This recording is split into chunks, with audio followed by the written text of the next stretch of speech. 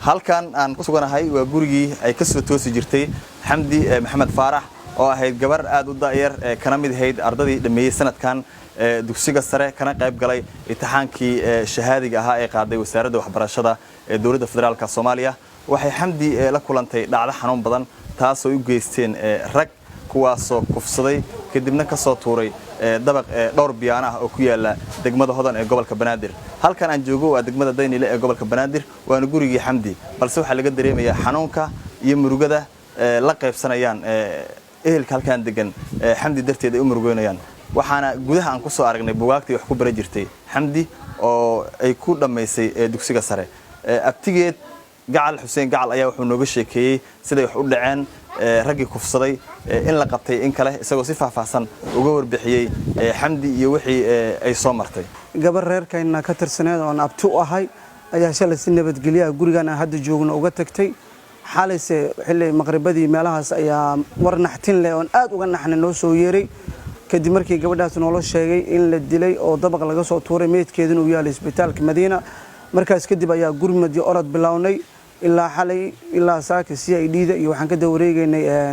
isbitaalka Madiina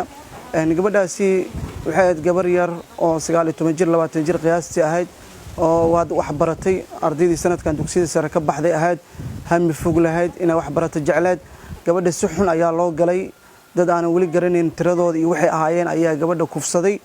kadibna dabaq ayaa laga soo tuuray ayadoo meedaan lagu soo wareejiyay marka dhibkaas aan ugu dhacay waana ka murugeysanahay aad ayaan uga naxnay wax aan sheegna hadda ma garan karno anigu sida laamaha amniga noo sheegeen dhowr qof ayaa kiiskan u xiran ma ogin inay yihiin kuwii sida dhabta u geystay amba dad kale la tuumayo marka ilaa maxkamad ayaa baash u gudbinay ilaa 6 qofood hadda saaka xirneed oo kiiskan loo haysto gabadha meesha lagu dilayna aan kuugu dare waa dhismo dheer oo laga soo tuuray dabaqa oo hotel noo lagu sheegay inuu yahay meedkeeda meeshaas ayaa ma garan karno koor in la dilay kadib meedkeeda la soo tuuray iyo in iyadoo nool la soo tuuray laakiin gabadha nafna dhul lama dhicin sidaas ay ku geeriyootay habareertii soo korisay ayadoo 10 jira Xamdi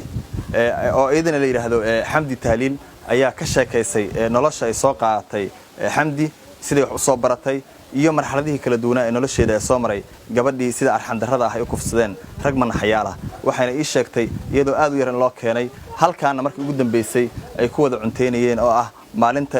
habeenka la dilay maalintii ka horeysay in halkan ay wada fadhiyeen waxayna sheegtay in haatan ay aad u murugsan tahay Xamdi aan ayadoo yar la ii keenay ilmaha eedadooda ayaa dhashay habarteed baan ahay 10 sano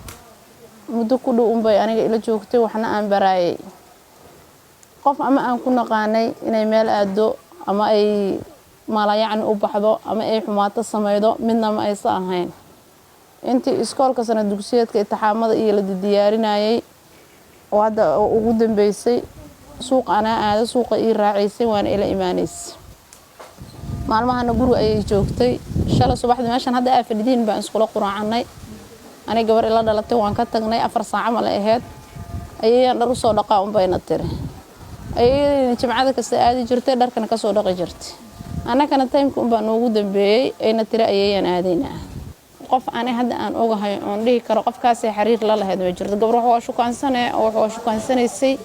laakiin hadda qof taargad iyo aan dhihi karo qofkaas sebel ah ma jirto waxaan codsanaynaa hadii cadaalad jirto oo wadanka cadaalad ka jirto qofkii dhibaatadaas gabadhan u geystay in sharciga islaamka horta loogu mariyo qof kasta oo naxaya hooyo walba oo naxayda aaba kasta oo naxaya qof kasta oo muslina ee danaynaya dhibaatada qabsataana kan ayakana inay qabsanayso hadda dadka dhibaatada sameynaya oo gabadhaas ku sameey gabar kasta Soomaaliyeed ku sameeysanaa ay ku sameey karaan gabadhan aad ku daada yareed ubaxa ahayd laga qariyay dunida inay ka qariyeen raggaasi arxalaawiyaasha ah ayaa waxa lagu dugay qabuuraha Bangeele ee ku yaala degmada Daynile ee gobolka Banaadir halkaas ay ka soo qayb galeen ehla fara badan iyo dad is yaqaaneen Xamdi oo isla dhiga jireen dugsiga sare Maxamed Ciise Koona Universal TV Muqdisho